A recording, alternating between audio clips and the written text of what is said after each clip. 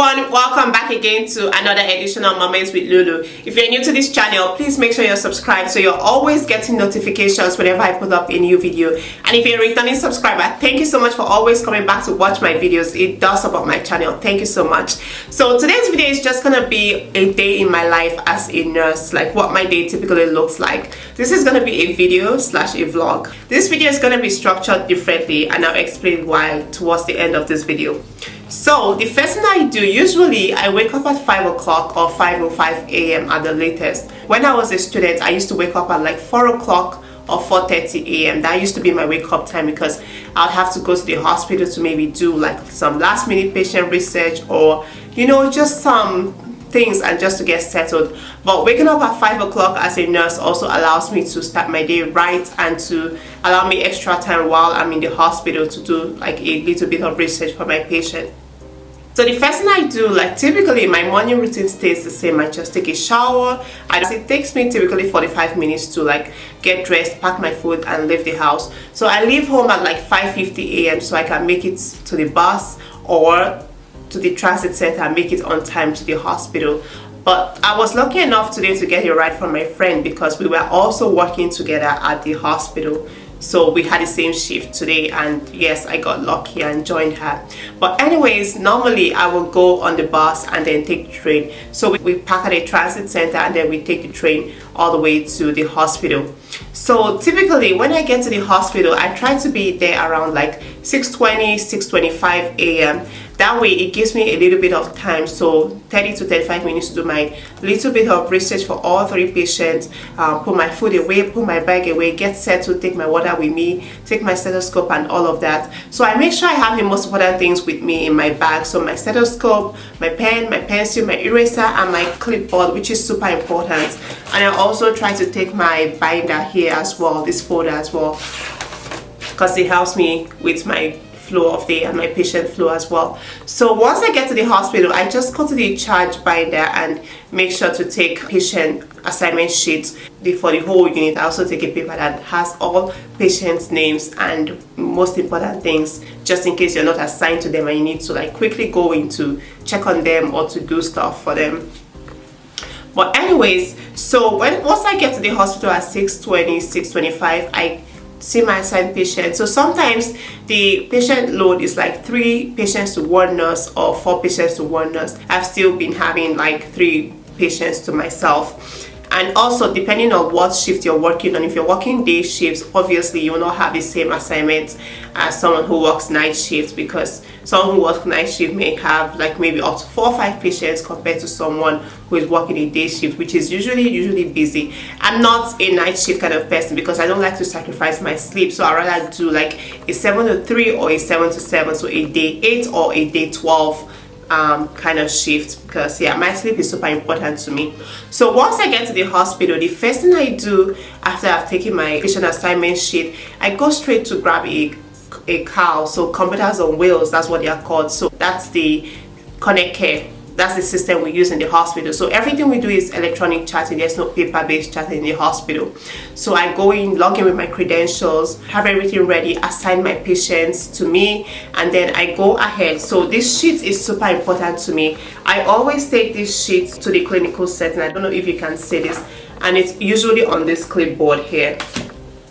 So this sheet allows me to organize my day. So you can see where I have 4 sections. So one section goes for 1 patient, the other one for 1 patient, and the last one for 1 patient. And this extra section is just in case I probably could have 4 patients one day, or I might have like one of my patients get discharged and I need to maybe take a new admission from the ICU, and that way I can have their information here. So this sheet helps organize my day. So it contains very important information that I need while I'm in the hospital. So things like what post-op day, what is my patient, what surgery they had, their medical diagnosis, their other past medical history. That's going to be important for me to know as a nurse, and their most important lab values, as well as tasks I need to do for them as a nurse, or maybe things I need to pass on to the nurse practitioner, or what I need to pass on to the physician, and all that sort of things are usually on this sheet. Like this is my like holy grail, I would say.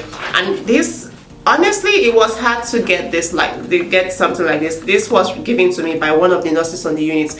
People showed me different methods. When I started, I had my own, but mine was like very detailed. At 7 o'clock, I wait to get a report from the outgoing nurse. So the nurse who is transferring her patients to me, I have to take reports. After getting reports, I go ahead to do my telestrip, so rhythm analysis, to know if my patient is in a normal sinus cardiac rhythm, or you know, any kind of rhythm that they shouldn't be in. Like, that's just one of the things we do protocol wise as part of our nursing assessments.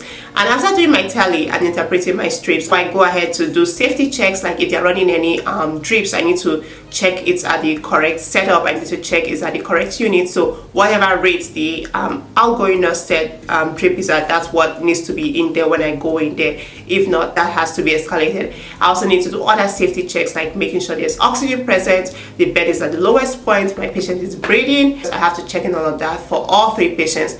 And once I'm done doing that, I go ahead to do my vitals for all patients. So I try to do my vital signs for all 3 patients, just in case like the physician needs to look at it, or they need to make some kind of orders or changes. Like, it's just good to have it on the computer, just so the physician or nurse practitioner knows that the patient is hemodynamically stable, just in case something needs to be ordered, or they are just curious as to what they are at the time of the day.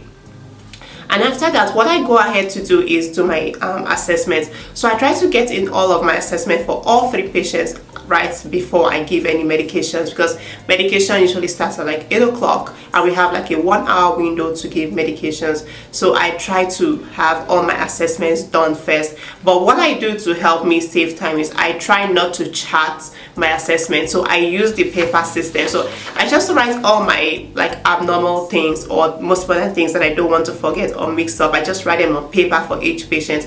And once I'm done giving my meds, I go in and like chart my assessments. I should be done with my meds before 9 or around 9:15. So 9 o'clock, 9:15 is the breakfast time. And since I'm working a day 8 shift, so at 8 hours 7 to 3, I have to go for my break first. And then once I go for my break, I take 30 minutes for breakfast. I just try to go out of the units because I don't like to stay in the staff room. I don't like staying in the staff room just because I want to get out of the whole like clinic, like the whole hospital units kind of situation. I just want like a clear space. And even when I go to the healing garden, I just feel like I also need to heal myself, because I feel overwhelmed sometimes starting out as a new grad, as a new nurse. It's kind of like stressful, it can be challenging, it can be overwhelming at times. So I just need somewhere where I just don't need to like, you know, be on the unit. Once I'm done with my break, I go back to the unit to see like if there's any orders for my patients and address the orders as needed. Know if they have any medications due, other nursing stuff I need to do, like maybe give medications, do a dressing change, prepare them for like ambulation, or prepare them to go off the unit for a procedure or for some kind of test and whatnot, and just do my chatting. So for me, chatting takes the greater portion of my time. That's what I find. Like, I'm not very fast with like electronic based chatting, but that's fine.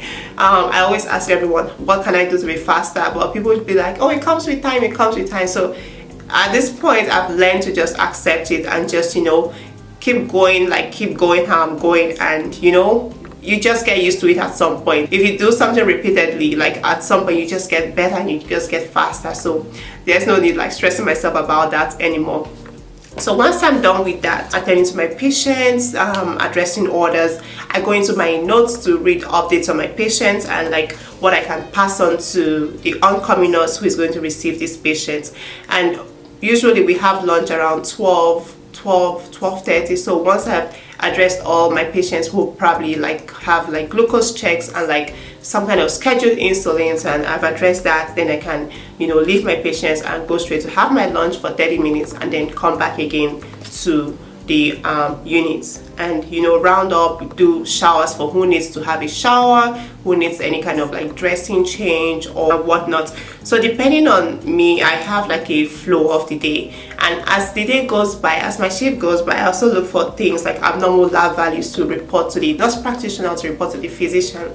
Like for example, if my patient's potassium is low, like maybe on the lower end of normal, and probably they don't have like any kind of potassium ordered, I'm just gonna advocate for that, because yeah, it's just part of like nursing care and whatnot. So yeah, that's it for how my patient flow goes. And I take this binder to the hospital with me as well, because this is super important, and this is like my Bible in cardiac surgery, because every orientation material, every protocol, every checklist, because I'm a checklist kind of person. I'm that kind of person who probably likes to go by the book or by protocol, so that if something doesn't go right, I know like I did all these steps and I went through all the checklists. I like to do things appropriately just in case, and just to be on the safe side. Like, it's part of practicing safe. So this is my Bible, this is my holy grail while in a clinical setting. It has all my routines like discharge, pre-op, like everything I need to do admission wise, and you know. So yeah, that's the end of this video. That brings me to the end of this video. I wish I could like put in a lot more real-time things on this video, like showing you what I'm doing in the hospital, but unfortunately I'd rather not do that just because of confidentiality and privacy purposes. I hope you enjoyed watching this video. Don't forget to share, don't forget to like, don't forget to subscribe, and I'll see you all in my next video. Bye now.